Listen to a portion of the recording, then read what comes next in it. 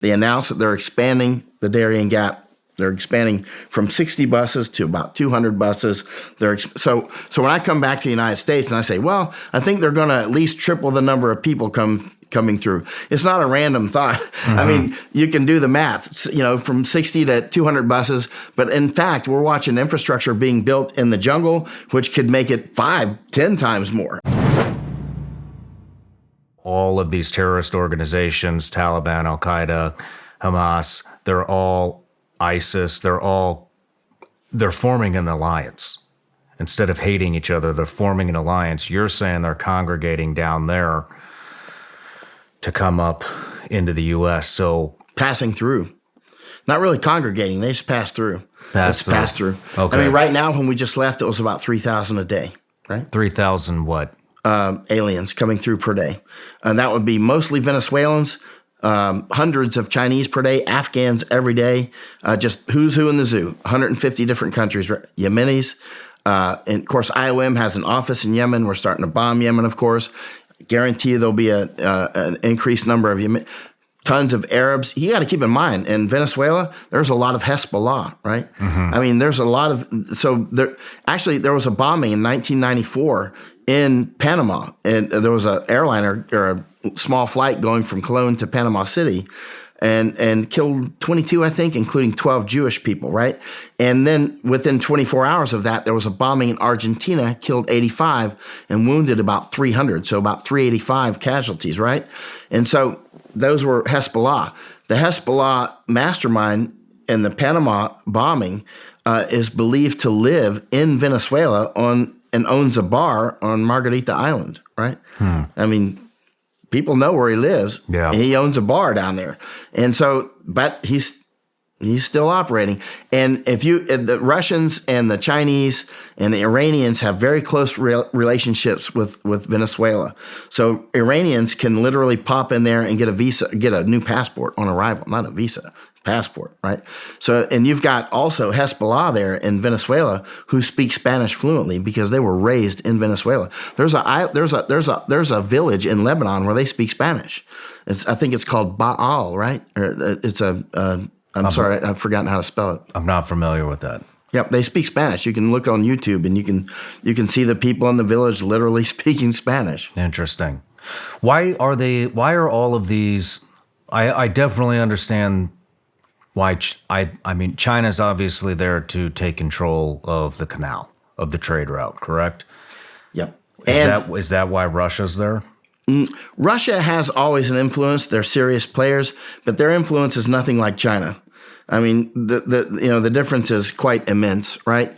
And again, I've spent a year in and around China watching. I've written 3 books on Chinese information war that are only in Japanese. I didn't even publish them for an American audience. I've been trying to wake up Japanese for years because they're a vital partner for us as well.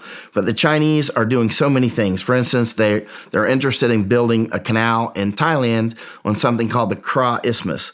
I've been down there researching that, 10 years ago. They're buying property down there. They're setting conditions to make that canal that'll allow them to bypass the Malacca Straits and that sort of thing. So a lot of this is about old, silk routes and spice routes. For instance, you see the Indo-European corridor that almost nobody has heard about, right? The Indo-European corridor is a new idea, or at least it's a new idea that people are energizing, that will go from Mumbai over to UAE, through Saudi and Jordan, and then come out through Israel and Gaza and Haifa, right? And then off to Europe, right? Interesting, huh? So they were talking about this before the attack, before these things happened on October 7th, and the Costa Rican president and the Panamanian president flew down in helicopters to one of the major camps called Las Blancas. They just made some new LZs. You can see on my drone footage before and after. They put up these helicopter LZs. They landed there. They announced that they're expanding the Darien Gap. They're expanding from 60 buses to about 200 buses. So when I come back to the United States and I say, well, I think they're going to at least triple the number of people coming through. It's not a random thought. I mean, you can do the math, from 60 to 200 buses. But in fact, we're watching infrastructure being built in the jungle, which could make it 5, 10 times more. I mean, but they're they've already increased the number of buses now. But the bottom line is when I say these, the number of buses to do what? What are the buses? These buses for the people who emerged from the Darién Gap. I'm sorry, I missed that part. I'm down there so much I forget what people actually are not dialed in on. But so as the people, as they make it through the Darién Gap, they get on buses. They go to 2 major camps after they get out. One's called Las Blancas, and the other one's called San Vicente. San Vicente is the one I call China Camp. China Camp is the one that Mayorkas went to, Alex Mayorkas went to on April 18th, 2022. I had waited for him for 4 days. He came down in 4 Blackhawks, landed right in front of me. I didn't actually know he was going there. Somebody told me he was coming to Panama. So I went down there and I waited. I said, well, if he comes, I bet he'll land Blackhawks right here. And he did. And so when he landed, he went like this far from me, right? After he got out of the helicopter, he got, in those armored vehicles, and they went to China Camp. Now, interestingly, Alex Mayorkas used to be a board member on something called HIAS. HIAS is the Hebrew Immigrant Aid Society, right? Now, Mayorkas himself, the Secretary of Homeland Security, he is a Cuban refugee himself of Jewish parents, right? Mother and father. And now he actually was a board member on HIAS, which is the Hebrew Immigrant Aid Society. Now, people got angry at me and said, oh, you're becoming anti-Semite or what. Clown out. I don't care. Say whatever you're going to say. Bottom line is I've been attacking Catholic charities for years, right? But it happens to be he was a board member on HIAS. Actually, the person that dialed me in on that was Douglas McGregor. He said, he was a board member on that Alexander Mayorkas was a board member on HIAS, and you can see it on the HIAS.org website. They congratulate him for getting the job at Homeland Security. So he moved over. They've got an office 40 meters from the front gate of HIAS has an office 40 meters from the front gate of China Camp. Literally, HIAS, who has a long list of donors on their website, hias.org, they're literally using Jewish money to bring people in from places like Hezbollah. You can't make up this stuff. So when I said that at a speech in Texas recently, people said, oh, you're anti-Semite. I'm like, here's the bottom line. When they start shooting up synagogues and golf courses in Florida, and there's people that came through the Darién Gap, then you'll start to wonder, how did they get through? And I'll say HIAS was one of them, right? And so shut them down. So there's a lot of heat coming on HIAS now. We were just down there again. They've taken the signs off their gate. They had a big HIAS sign on their gate. They've now taken it down. They know that they're being watched now very closely. But the bottom line is, these NGOs like HIAS, like Catholic Charities, like IOM, all these people, UN in general, they are taking over countries. Remember when the crazy people used to say that? Well, it turns out the crazy people were right. I used to think they were crazy. Now I just think they were smarter than I am. I mean, because they saw it. They saw this decades ago, that the UN was going to do this, and it always sounded crazy. And it's not, because they're clearly doing that to Panama. They're clearly trying to, for instance, remove the Centerfront commander and get somebody installed that is from one of the NGOs. They've already done it to the Department of Homeland Security. They've got Alex Mayorkas is the chief there, and he brought money to that camp at San Vicente. You'll see it. The before and after footage of the China camp, San Vicente camp, is phenomenal. It's a huge difference. Do you have the before and after footage? I'll give it to you. It's downstairs. Thank you. So China's there for a multitude of reasons. One, to control the trade route. Russia's there, it sounds like, just to have a presence. Why are so many Middle Eastern terrorist organizations passing through the Darién Gap? Why wouldn't they just fly into Tijuana or El Paso and just run through the border there? What's the draw? Very good question. A lot of them do fly in. Same with Chinese. A lot do, actually. And then a lot, they just can't get through for whatever reason. But everybody knows you can get through. If you can get your feet anywhere in South America, you can get anywhere in the United States.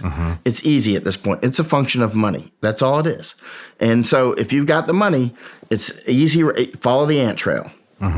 So why are they going to the Darién Gap, though? That's what I'm asking. Because it's a route that you can get through. I mean, and again, people, let's say Chinese, they can get to Ecuador, Quito. They'll fly to Quito, Ecuador. There's whole hotels they've taken over now in Quito, right? And along the way in Colombia as well, in Nicoclí and other places, right? So they have taken over. Well, if you can get to, like, for instance, a lot of the Africans can get into Brazil. Haitians can get into Suriname and Brazil. A lot of Haitians were already in Chile due to various reasons. So a lot of people either started down there or started down there years ago, or you can just get there. For instance, Venezuela will let you in. Okay, so you're saying that maybe some of these Middle Eastern terrorist organizations are having problem getting into just Mexico in general through some type of integration process. So it's easier for them to get in down in the Darién Gap. That's right. Is that what you're saying? Yeah, like Venezuela will let Iranians come in. Okay. And so Venezuelans, I mean, so that's basically, they're not going to the Darién, they're not coming to the Darién Gap. They're going all over South America. They're finding the easiest countries to infiltrate down there so that they can funnel up into the U.S. Oh, they would definitely prefer to fly straight to New York. But this is the way that some people can get in. Some people, like some of the Chinese, can fly straight to Mexico because they can get a visa. And so they'll fly, a lot of them go to Cancun.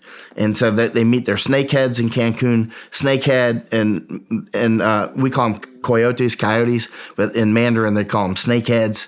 So there's snakeheads in Mexico City. There's snakeheads in Tapachula. Tapachula is the southernmost city in Mexico. It's on the Guatemala border. I've been there, right?